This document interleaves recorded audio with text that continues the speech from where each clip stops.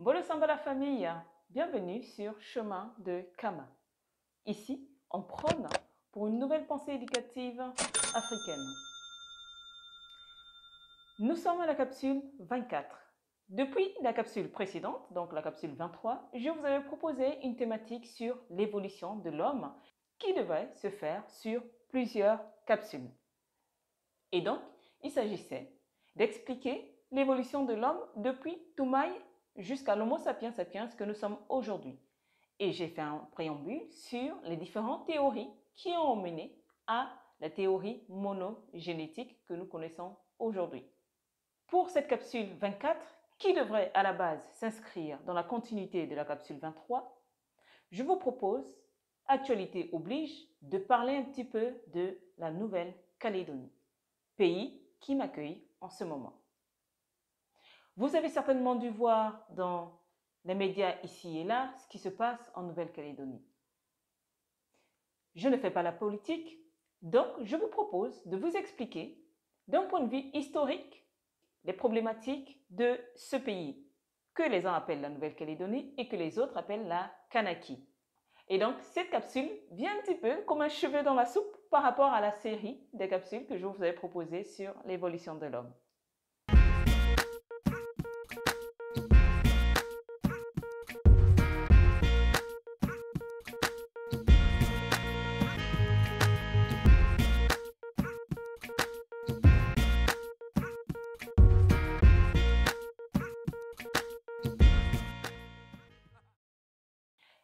La Nouvelle-Calédonie est un pays de l'océan Pacifique situé à l'est de l'Australie. Les Kanaks sont un groupe autochtone mélanésien établi dans le Pacifique Sud, en Kanaki, comme ils l'appellent eux-mêmes, depuis plus de 2000 ans. Les Kanaks sont le peuple autochtone de l'archipel et ont une culture, une langue et des traditions. Dans la société kanak, il existe une liaison étroite entre l'homme et la nature, entre la postérité et ce dernier et la reproduction végétale. L'igname et le taro constituent la base de l'alimentation kanak. Le tubercule a non seulement une valeur nourricière, mais il a une dimension mythique. Dans la tradition kanak, le taro, en tant que culture humide, va symboliser la femme. Et l'igname, en tant que culture sèche, va symboliser l'homme.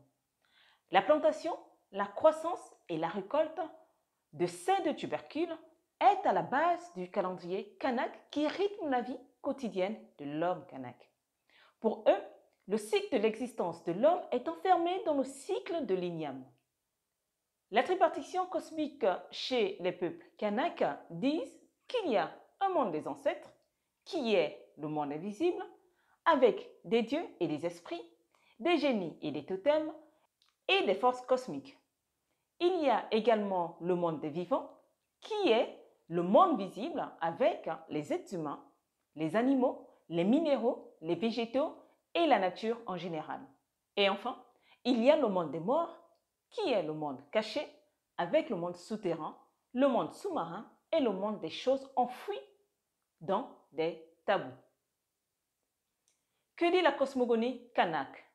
Cette cosmogonie s'appelle Tea Kanake. Tea Kanake signifie dans la langue kanak la voix du kanak. C'est un concept qui est au cœur du fondement de la culture kanak. Il symbolise leur manière de vivre, de perpétuer leurs traditions et coutumes ancestrales. Cela inclut des aspects comme la coutume, la structure sociale, la langue et les rites.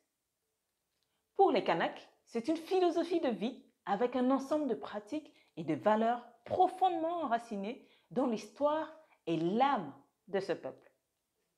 Passons à la vie sociale des Kanaks.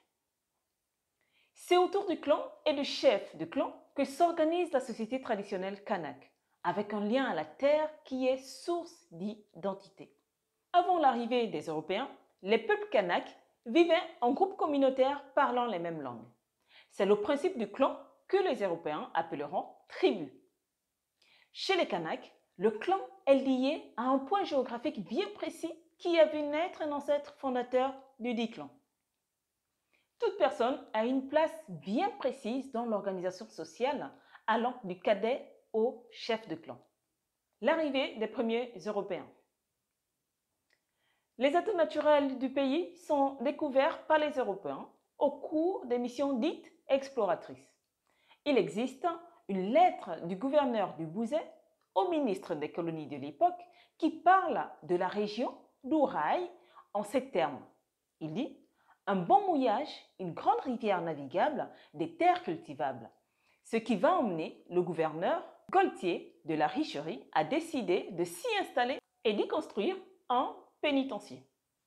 La loi du 30 mai 1854, dite de transportation, décide de l'envoi des condamnés à la peine de travaux forcés dans les bagnes situés en Outre-mer.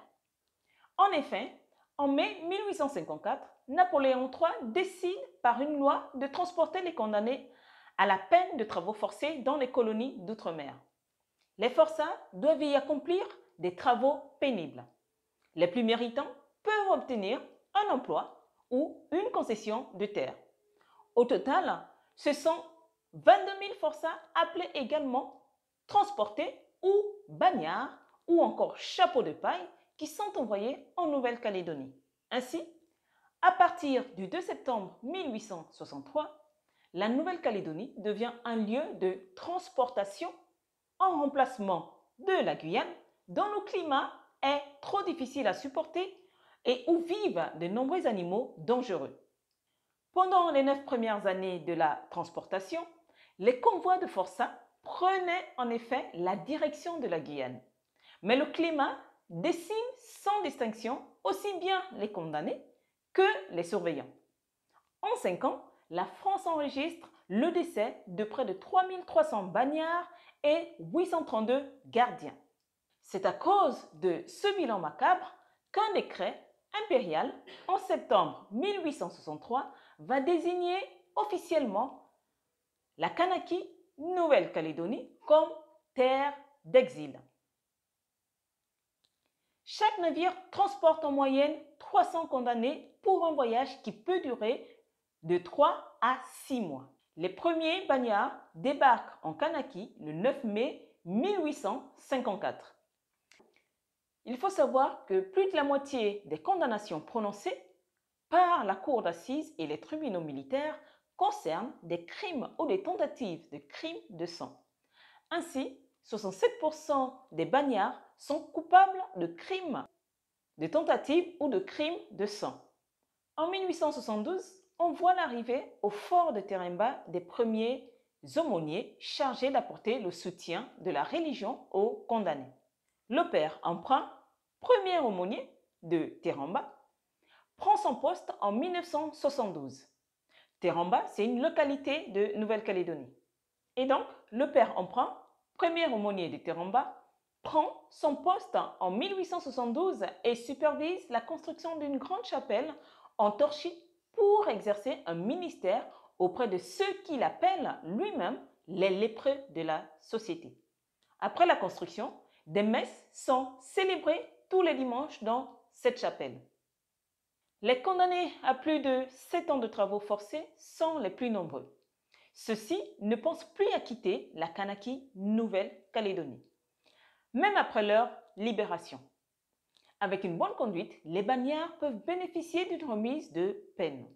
Pour la construction des familles, le gouverneur Guillain accueille en 1970 un premier convoi de femmes condamnées envoyées dans les colonies pour épouser les bagnards.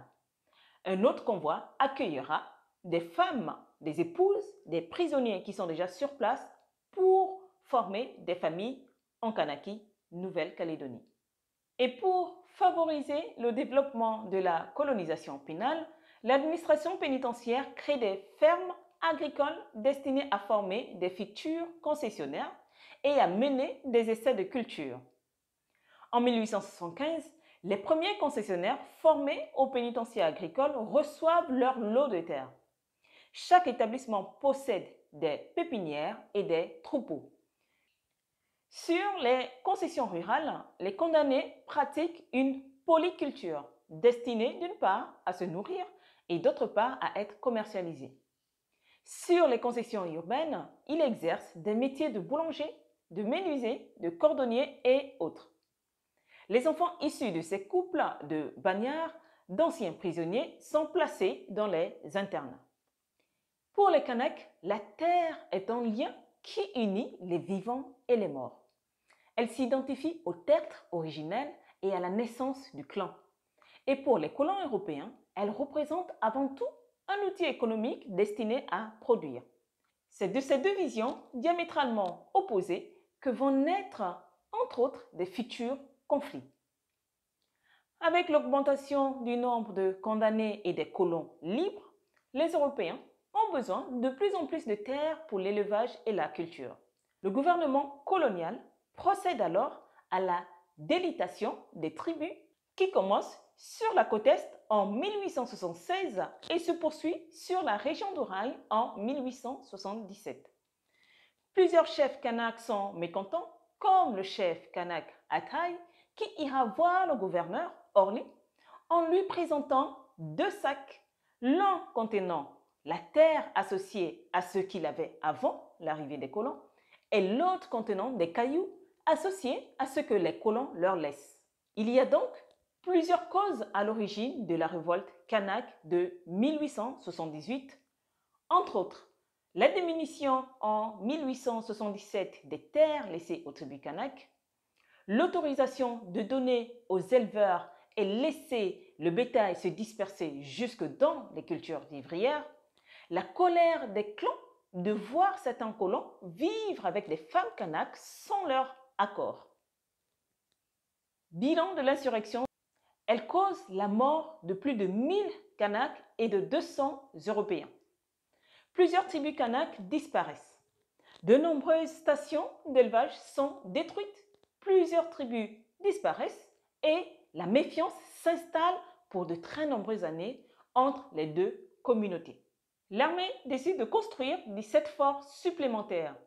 À partir de 1887, toute une série d'obligations, comme le paiement d'un impôt spécial ou l'accomplissement des travaux d'utilité publique, et d'interdictions comme la nudité ou la pratique de la sorcellerie, réglementent la vie de la population kanak. Ces mesures constituent le régime de l'indigénat, qui ne prendra fin officiellement qu'en 1946. Les Kanaks ont été enfermés dans des réserves et les hommes ont été poussés vers l'alcool. Donc, jusqu'en 1946, les Kanaks vivaient sous le statut de l'indigénat avec aucun droit. Les enfants n'ont été scolarisés qu'à partir des années 1960. L'insurrection kanak de 1917 est un événement marquant de l'histoire coloniale du territoire. Il faut dire que depuis l'annexion de la Kanaky Nouvelle-Calédonie par la France en 1854, les Kanaks ont subi une spoliation massive de leurs terres, une imposition de la culture et des lois françaises et une marginalisation socio-économique.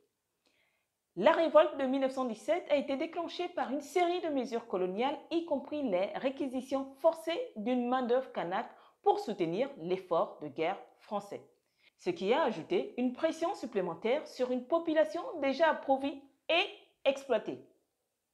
La révolte a été rédigée par des chefs kanaks tels que Noël et Bakoumé, qui ont rallié plusieurs tribus de la Grande Terre à la cause de la résistance contre l'administration coloniale. La réponse de l'administration coloniale française à cette deuxième insurrection kanak a été rapide et violente. Des troupes coloniales renforcées par des colons européens ont été déployées pour réprimer la révolte. La répression a été marquée par des combats violents, des massacres et des représailles contre les villages kanaks impliqués dans la rébellion. Cette révolte a entraîné de lourdes pertes humaines du côté kanak. De nombreux chefs rebelles ont été tués ou capturés et leurs villages détruits.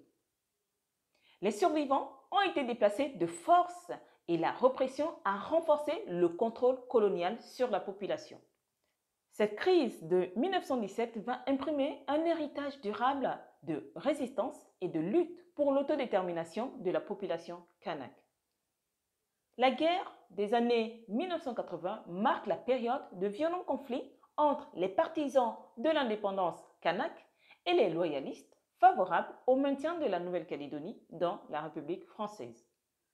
Comme nous l'avons vu, depuis la colonisation française, en 1853, les Kanaks ont été marginalisés, privés de leurs terres et de leurs droits culturels et politiques. Le mécontentement grandissait face aux inégalités sociales et économiques. Dans les années 1970 et 1980, on voit un réveil culturel et d'affirmation de l'identité s'opérer chez l'individu kanak. Le mouvement indépendantiste kanak gagne en puissance avec des organisations comme le Front de libération nationale kanak et socialiste, le FLN-KS, dirigé par Jean-Marie Tjibaou, prônant l'indépendance. En 1984, les tensions s'intensifient autour des élections territoriales. Les Kanaks, soutenus par le FLN-KS, boycottent les élections, dénonçant un système électoral injuste. L'assassinat d'Éloi Machoro, un leader charismatique du FLN-KS, en janvier 1985, par les forces de l'ordre françaises, exacerbe les tensions et déclenche des violences généralisées. La révolte se caractérise par des affrontements violents entre Kanaks et les forces de l'ordre françaises ainsi que les colons loyalistes. Des barrages routiers sont érigés, des bâtiments incendiés et des affrontements armés se produisent. En réponse, le gouvernement français impose l'état d'urgence et envoie des renforts militaires pour établir l'ordre. Des perquisitions, des arrestations et des actes de répression contre les indépendantistes se multiplient. L'événement de la grotte d'Ouvéa est le terrible apogée de la troisième insurrection et l'un des épisodes les plus tragiques de l'histoire de ce pays. En 1988, les tensions étaient particulièrement vives en raison de l'approche des élections régionales, qui devaient se tenir le 24 avril 1988. Le 22 avril 1988, un groupe de militants indépendantistes kanaks attaque la gendarmerie de Fayoue sur l'île d'Ouvéa. 4 gendarmes furent tués et 27 autres furent pris en otage. Les preneurs d'otages se déplacèrent ensuite vers une grotte située dans la région de Gossana, toujours sur l'île d'Ouvéa, emmenant avec eux des otages survivants. Le gouvernement français dirigé par le Premier ministre Jacques Chirac à l'époque décide de dépêcher une unité d'élite de l'armée française, le GIGN, sur place. L'assaut contre la grotte a eu lieu le 5 mai 1988 et s'est soldé par la mort de 19 indépendantistes kanaks et de 2 militaires français. Ces accords sont des accords politiques conclus entre l'État français, les représentants indépendantistes kanaks, avec en tête de file Jean-Marie Tjibaou, leader charismatique du FLN-KS, et les loyalistes RPCR. Les négociations se font sous les supervisions du Premier ministre français de l'époque, Michel Rocard, qui vient de remplacer Jacques Chirac. Les accords visaient à mettre fin aux violences et aux tensions ethniques qui avaient marqué le territoire dans les années 1980. Les accords avaient pour premier objectif de rétablir la paix civile et de favoriser la réconciliation entre les communautés kanaks et non-kanaks. Ces accords devaient mettre fin aux affrontements violents et instaurer une période de stabilité politique. Ces accords prévoyaient une réorganisation administrative de la Nouvelle-Calédonie avec une répartition des responsabilités entre les provinces sur le territoire. 3 provinces ont été créées, la province Sud, la province Nord et les îles Loyauté. Chaque province bénéficie d'une large autonomie et gère ses propres affaires économiques, sociales et culturelles. Les accords mettaient aussi l'accent sur la nécessité de réduire les inégalités économiques et sociales entre les régions et les communautés. Ils prévoyaient des mesures spécifiques pour promouvoir l'éducation et la culture kanak, y compris l'enseignement des langues kanak et la valorisation du patrimoine culturel kanak. Ces accords constituaient une étape importante dans le processus de décolonisation du pays. Ces accords prévoyaient également une période de transition de 10 ans après laquelle un référendum d'autodétermination serait organisé pour permettre à la population de décider de son avenir politique. Un comité de suivi des accords de Matignon a été créé pour assurer la mise en œuvre des mesures prévues et pour surveiller le respect des engagements pris par les différentes parties. Dans la continuité des accords de 1988, ces accords de 1998 sont également politiques et visent à organiser la décolonisation progressive de la Kanaki Nouvelle-Calédonie. Ces accords représentent une étape importante dans le processus de décolonisation et de réconciliation entre les communautés kanaks et non kanaks. Il était question dans ces accords de reconnaissance de l'identité kanak en soulignant l'importance de respecter, de promouvoir l'identité et la culture kanak. Ces accords de 1998 prévoyaient un transfert de compétences progressif de l'État français vers la Kanaki Nouvelle-Calédonie. Ce processus devait se dérouler sur une période de 20 ans. Parmi les compétences transférées figuraient l'enseignement, la santé, le droit du travail et les communications. Ces accords sont une ressource clé pour l'économie de la Nouvelle-Calédonie.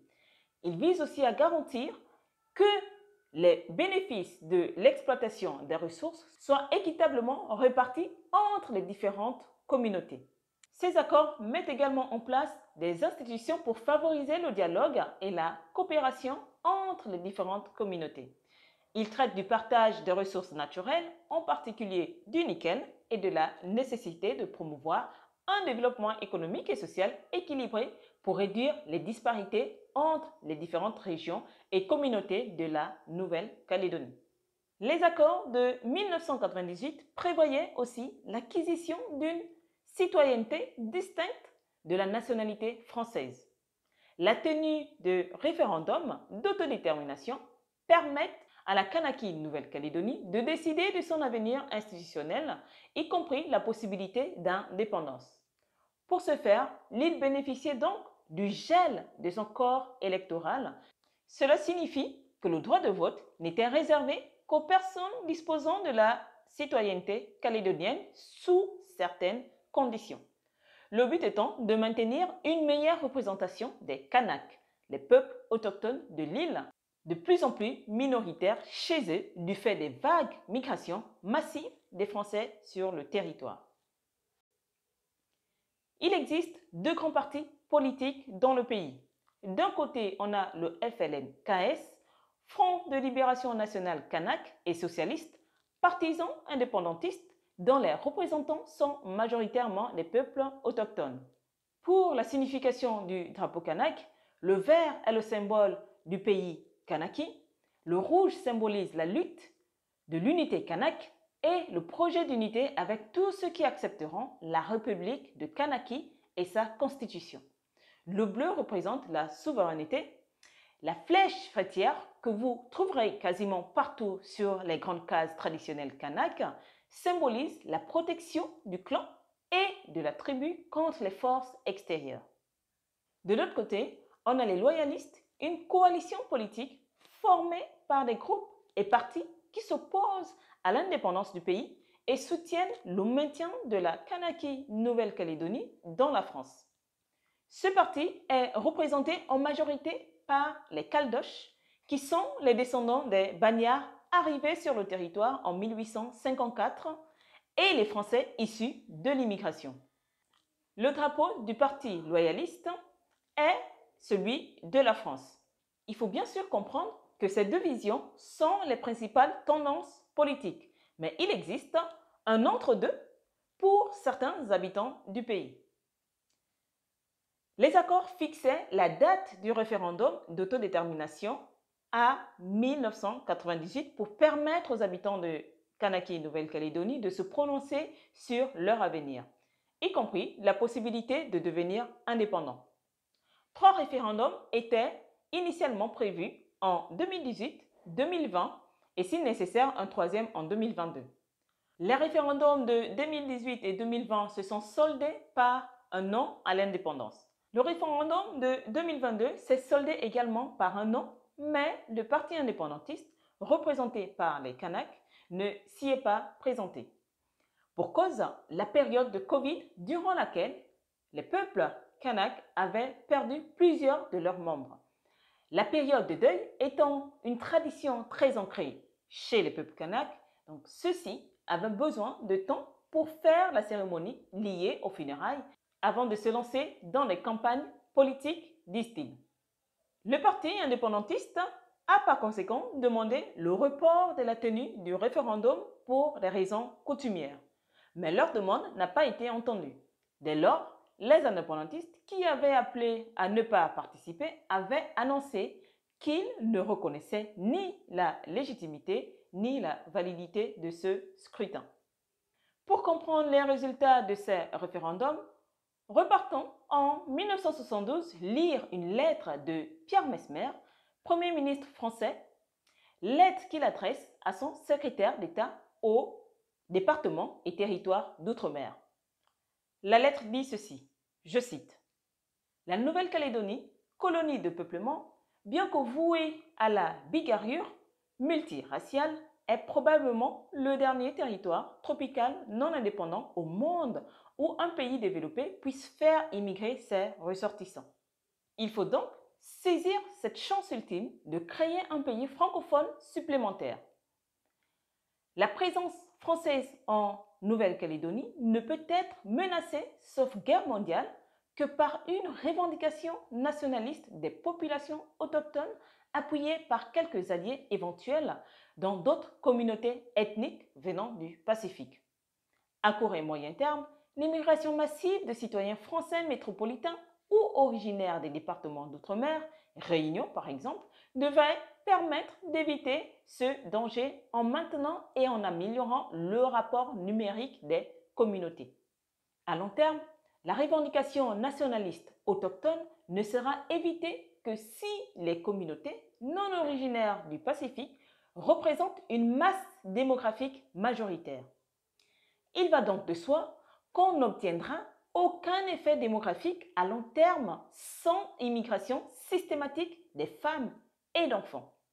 Afin de corriger le déséquilibre des sexes dans la population non autochtone, il convient sans doute de faire réserver des emplois aux immigrants dans les entreprises privées. Le principe idéal serait que tout emploi pouvant être occupé par une femme soit réservé aux femmes. Secrétariat, commerce, mécanographie. Sans qu'il soit besoin de texte, l'administration peut y veiller. Les conditions sont réunies pour que la Calédonie soit dans 20 ans un petit territoire français prospère, comparable au Luxembourg et représentant évidemment dans le vide du Pacifique bien plus que le Luxembourg en Europe. Le succès de cette entreprise, indispensable au maintien de positions françaises à l'est de Suez, dépend entre autres conditions de notre aptitude à réussir enfin, après tant d'échecs dans notre histoire, une opération de peuplement d'outre-mer. Cette lettre du Premier ministre, le journaliste Dimitri Pavlenko la résume en ces termes. Supplémentaire, la présence française en Calédonie ne peut être menacée, sauf guerre mondiale, que par une revendication nationaliste des populations autochtones. À court et moyen terme, l'immigration massive de citoyens français métropolitains ou originaires des départements d'outre-mer devrait permettre d'éviter ce danger en maintenant ou en améliorant le rapport numérique des communautés. Voilà, Pierre Messmer, Premier ministre de la France, 1972, il parle de quoi là? D'une opération de peuplement de la Nouvelle-Calédonie avec le but assumé et avoué de diluer le poids relatif des Kanaks. Le gel du corps électoral en Kanaki Nouvelle-Calédonie est une mesure spécifique prévue par les accords de Nouméa de 1998 et mise en œuvre dans le cadre du processus de la décolonisation et d'autodétermination du territoire. Cette mesure vise à restreindre le droit de vote à certaines élections locales afin de protéger les droits politiques du peuple autochtone kanak et des résidents de longue durée. Par exemple, le texte disait que pour participer aux élections provinciales, les électeurs doivent avoir résidé en Nouvelle-Calédonie de manière continue depuis le 8 novembre 1998. Et pour participer au référendum d'autodétermination, seuls les électeurs résidant en Nouvelle-Calédonie de manière continue depuis avant le 31 décembre 1994 peuvent voter. Le gel du corps électoral obtenu à partir des accords de Nouméa en 1998, visait à garantir que les décisions concernant l'autodétermination et l'avenir politique du territoire soient prises par ceux qui ont un lien historique et durable avec la Kanaki Nouvelle-Calédonie. Cette mesure est particulièrement importante pour les Kanaks, population autochtone, afin de protéger leur influence politique face à une politique d'immigration massive et au changement du paysage démographique de leur territoire. Ces accords arrivant à leur terme, il était question pour les deux grands partis, indépendantistes et loyalistes, d'engager les débats et les négociations sur les conditions du dégel du corps électoral afin de trouver un consensus en interne et non qu'une décision soit prise par la France et imposée au pays. D'autant plus que l'État français, depuis les accords de 1998, devait jouer un rôle neutre sur les décisions politiques internes à la Kanaki Nouvelle-Calédonie. Pourtant, l'État français a choisi de proposer et de voter à l'Assemblée nationale française et au Sénat l'adoption du dégel du corps électoral. La conséquence est que ce dégel permet au flux migratoire massif de ces dernières décennies en Kanaki Nouvelle-Calédonie, encouragé par la France, de voter. Les Kanaks, peuple autochtone, ne représentent aujourd'hui que 40% de la population de l'île. Ce dégel adopté permet à 25 000 personnes supplémentaires de pouvoir voter dans le pays et minimise fortement l'influence des Kanaks dans les décisions électorales. Cette loi neutralise ainsi toute volonté indépendantiste du peuple kanak.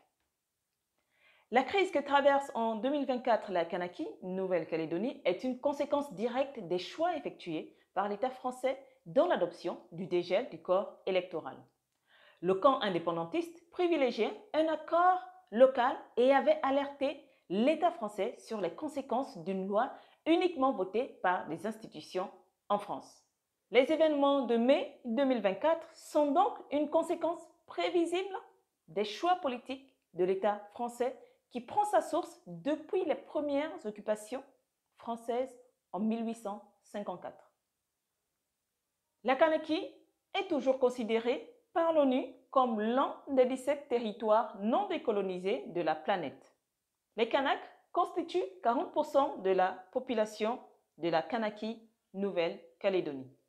Ils sont donc en minorité dans leur pays.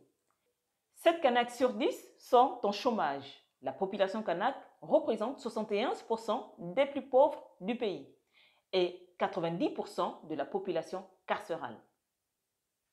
Les émeutes ont débuté au premier jour de la révision constitutionnelle votée à l'Assemblée nationale après le vote sénatorial en France. Elles puisent leur source dans la colère kanak vis-à-vis des décisions contraires à l'esprit des accords signés par leurs anciens. Ce dégel du corps électoral n'est pas accepté par les indépendantistes. En proposant cette révision, le gouvernement français dit vouloir respecter le principe démocratique. Mais cette réforme constitutionnelle met à l'écart le peuple kanak des futurs résultats électoraux de la Kanaki Nouvelle-Calédonie. Cette loi ne pouvait que remettre inéluctablement le feu aux poudres après pourtant quasiment 4 décennies d'un apaisement relatif. Dès lundi 13 mai 2024, la CCAT, cellule de coordination des activités de terrain, une organisation indépendantiste, a organisé des blocages des routes pour neutraliser Nouméa afin de contester la légitimité de ce vote fait à Paris. Dans la nuit du lundi au mardi, la situation a dégénéré avec les affrontements violents entre manifestants kanaks et forces de l'ordre. Le bilan est à ce jour lourd avec la perte de vie de 6 personnes, dont 4 civils et 2 gendarmes.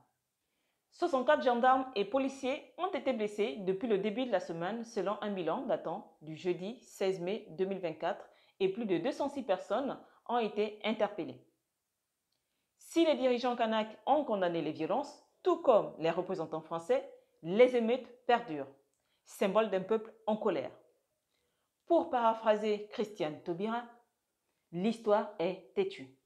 Ce que nous voyons aujourd'hui en Kanaki Nouvelle-Calédonie puise son terreau dans l'histoire coloniale française en pays kanak depuis 171 ans.